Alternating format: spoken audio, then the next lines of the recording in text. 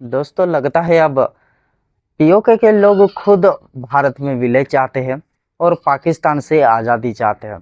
और मैं इसलिए ऐसा बोल रहा हूं दोस्तों क्योंकि पीओके में जो सिचुएशन बन रही है वो यही बता रही है कि वो लोग जो है भारत में विलय चाहते हैं। अब 30 जून को ही दोस्तों एक ऐसा स्टेटमेंट आता है पीओके के लोगों की ओर से जो आप लोगों को देखना चाहिए। तो मैं थोड़ा आप लोगों को बता देता हूं दोस्तों कि क्या हुआ है।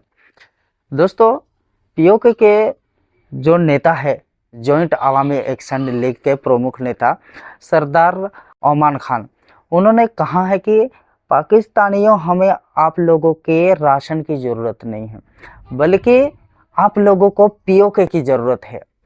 लेकिन आप लोग जो सिचुएशन पैदा कर रहे हैं वो हमें मजबूर कर रही है दूसरे रास्ते तलाशने के लिए।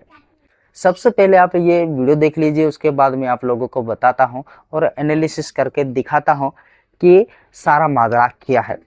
वहां पर सीज फायर लाइन पे 0 पॉइंट पे तितली नोट हमारी खवातीन और हमारे बच्चे वहां धरना दे के बैठे हुए हैं। ये जो कहते हैं कि राशन जो है वो कश्मीरियों का राशन बंद करेंगे, मैं कहता हूं हमें तुम्हारे राशन की जरूरत नहीं है, तुम्हें हमारी जरूरत है। थोड़ा ख्याल करो, थोड़ा ख्याल करो, तुम्हें हमारी जरूरत है। कहीं ऐसा ना हो, कहीं ऐसा ना हो कि बाकी रास्ते खुल जाएं और फिर तुम हमारे मिलते करो, हमारे तरले करो। कहीं ऐसा ना हो, कहीं ऐसा ना हो कि तजारती रास्ते फिर बाकी इख्तियार कर लिए जाएं। इसलिए गुजारिश ये है, हालात को नॉर्मल करने के लिए हुक्मरानों को ये अवाम की स्टेट है, यहाँ पर कोई मार्शल लॉ नहीं है, यहाँ पर कोई डिक्टेटर नहीं है। अगर कोई डिक्टेटर हो तो हम किसी डिक्टेटर को नहीं मानते। कश्मीर के अवाम किसी डिक्टेटर को कबूल नहीं करेंगे, किसी भी डिक्टेटर को कबूल नहीं करेंगे। इसलिए गुजारिश इनसे यही है, यही इनके साथ जो है वो हम जो है वो पुरअमन ज़बान में यही हम इनसे कहना चाहते हैं कि कश्मीर के लोग अब आपकी बैत नहीं करेंगे। कश्मीर के लोग जो है वो कश्मीरियों को, इनकी हालत अजीब है। मीडिया पे बैठते हैं, किसी ने वो बंदर के हाथ में माचिस दी थी, उसने सब चीजों को आग लगा दी थी। इन्होंने इनके हाथ में किसी ने मोबाइल दे दिया, ट्विटर दे दिया। जो उठता है कहता है कश्मीरी जो है वो पहले वफादारी करते हैं। कश्मीर पाकिस्तान का हिस्सा नहीं है, कश्मीर पाकिस्तान की रियासत का हिस्सा नहीं है, ये पाकिस्तान हमसे वफादारी नहीं। तुम पाकिस्तान के उन मेहनत कशों मजदूरों से वफादारी करो जिन्होंने तुम्हें मुंतखब भी नहीं किया हुआ और फिर भी तुम उनके सरों पर बैठे हुए हो। उनसे वफादारी का जो तरीका कार करो।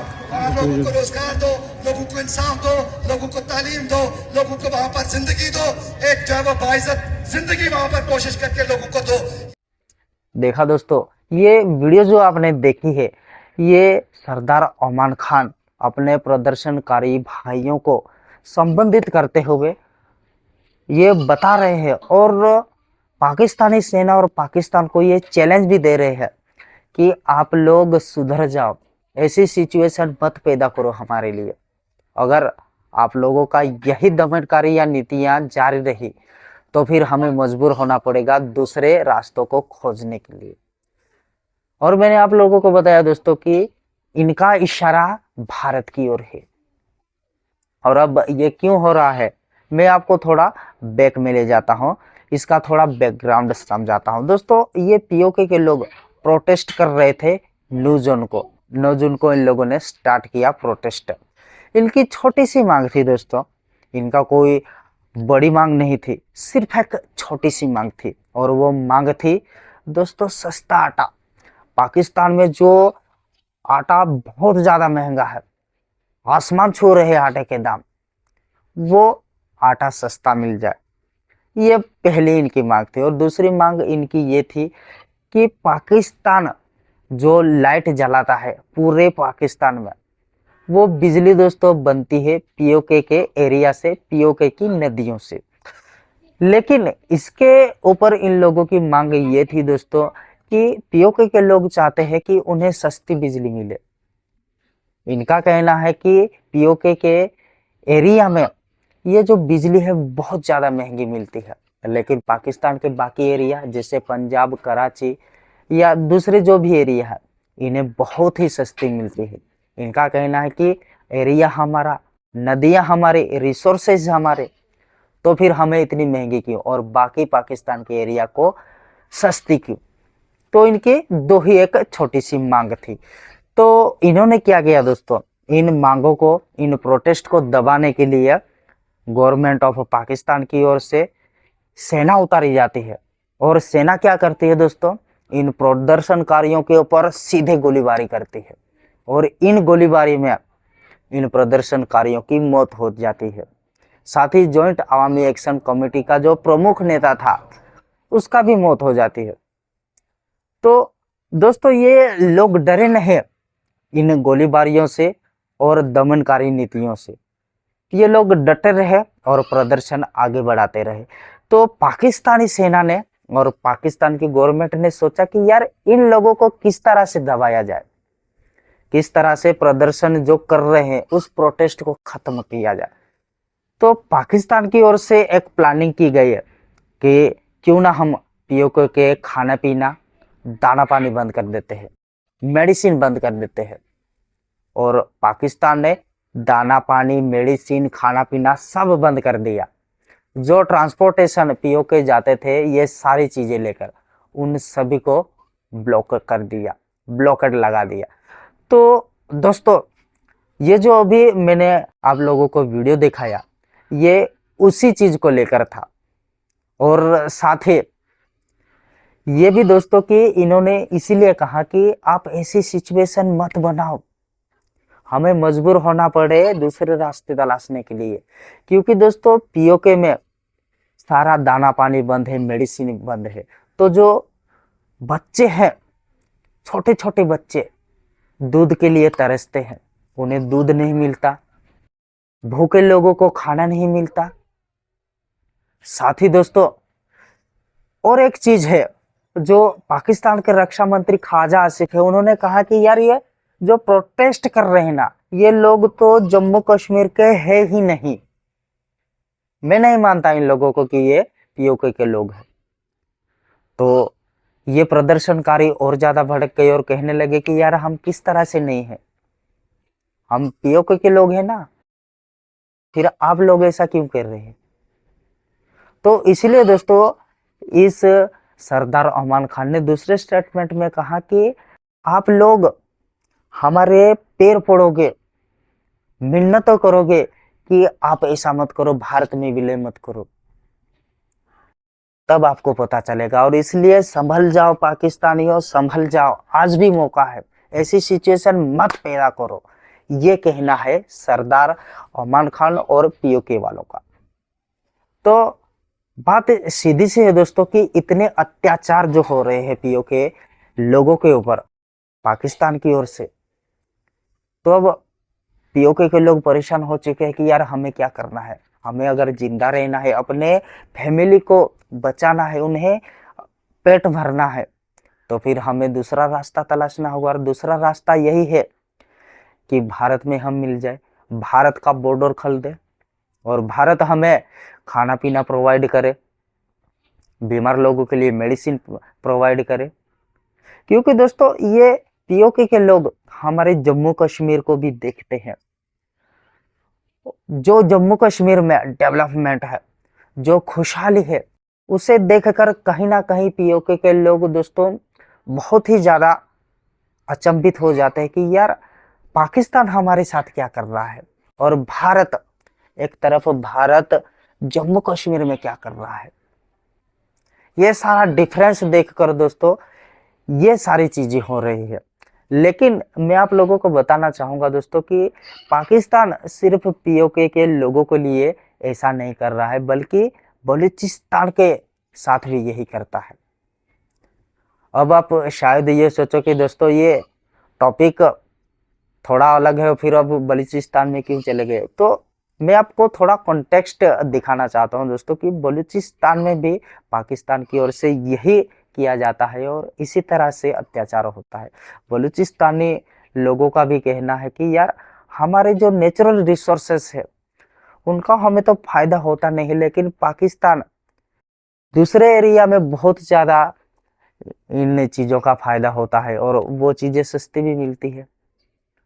और यही चीज दोस्तों पीओके वाले भी बोल रहे हैं और अब बलूचिस्तान और पीओके परेशान हो चुके हैं और इसलिए ये लोग अब आज़ादी की मांग करते हैं। और अब पीओके वाले तो ये यहाँ तक बोल रहे हैं कि हमें दूसरा रास्ता खोलना होगा, ढूंढना होगा, और वो है भारत। और अब भारत को दोस्तों यही करना चाहिए कि इन लोगों को निराश नहीं करना चाहिए, और जो बूढ़े हैं, बच्चे हैं, उन्हें मेडिसिन अवेलेबल करवानी चाहिए, खाने पीने की चीज़ें अवेलेबल करवानी चाहिए, ताकि पीओके के लोगों के मन में और ज़्यादा विश्वास बढ़े भारत के प्रति। और हम दोस्तों, मैं ये साफ करना चाहूँगा कि भारत कभी नहीं चाहता कि पीओके के लोग इस तरह से अत्याचार सहे और तड़पे। हम तो ये चाहते हैं कि पीओके के लोग बहुत ही ज़्यादा खुशहाल रहे, खुशी से अपना जीवन व्यतीत करें, और पीओके में भी डेवलपमेंट हो।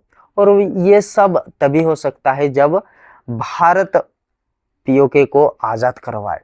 तो हमें पीओके को आज़ाद करवाने के लिए बहुत ज़्यादा कठिन सिचुएशन का सामना नहीं करना पड़ेगा, क्योंकि ये जो सिचुएशन बनी है ना दोस्तों, ये भारत के लिए बहुत ही ज़्यादा लाभदायक और पॉजिटिव है। तो हमें ज़्यादा मशक्क़त करने की ज़रूरत तो है नहीं। और यही वजह है कि दोस्तों भारत और पीओके में रिलेशन बढ़ाने की ज़रूरत है, और साथ ही पीओके के लोग और पाकिस्तान में दोस्तों टकराव बढ़ने की उम्मीद भी है, क्योंकि मैंने आप लोगों को जो कॉन्टेक्स्ट बताया कि जिस तरह से 9 जून को एक छोटा सा मांग का ये प्रोटेस्ट हुआ, उसको दबाने के लिए पाकिस्तान ने क्या किया, और ये जो आज इतना बड़ा प्रोटेस्ट हुआ है रावलकोट में दोस्तों, ये जो स्टेटमेंट जारी की गई है और ये बताया गया कि हमें आपका राशन नहीं चाहिए अमान खान की ओर से, तब दोस्तों 60 से 70 हजार लोग प्रदर्शन कर रहे थे, और उन्हें ये अमान खान संबोधित कर रहा था। तो आप सोच सकते हैं कि ये कितना बड़ा प्रोटेस्ट है और पाकिस्तान क्या कर रहा है। तो हमें इसका फायदा तो उठाना ही चाहिए, और हमें पीओके वालों को ये विश्वास दिलाना चाहिए कि हम आपके लिए खड़े हैं, आप चिंता मत करिए।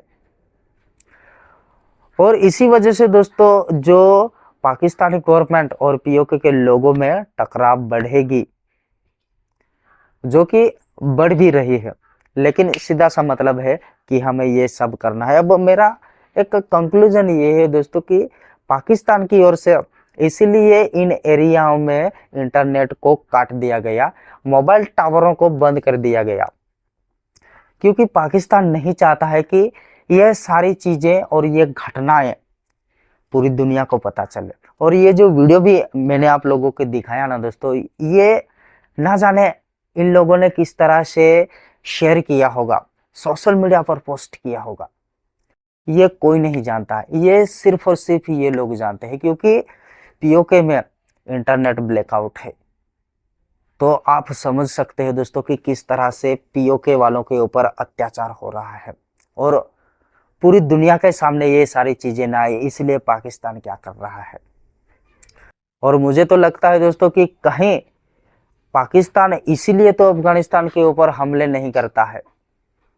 जो पाकिस्तान बताता है कि हमारी खुफिया एजेंसी ने ये जानकारी दी है कि अफगानिस्तान के इस एरिया में आतंकवादी ठिकाने हैं, और उसी एजेंसी, उसी खुफिया जानकारी के आधार पर हमने उन आतंकवादी ठिकानों को दबा किया है। क्या ये जो हमले होते हैं दोस्तों पाकिस्तान की ओर से अफगानिस्तान पर, क्या ये दुनिया को डाइवर्ट करने के लिए है, ध्यान भटकाने के लिए किया जाते हैं? आप क्या सोचते हैं दोस्तों, कमेंट बॉक्स में जरूर बताएं। ये वीडियो यहीं समाप्त होता है दोस्तों। अगर आपको ये वीडियो अच्छा लगा तो प्लीज़ इस वीडियो को लाइक करना और चैनल को सब्सक्राइब जरूर करना। धन्यवाद दोस्तों, जय हिंद।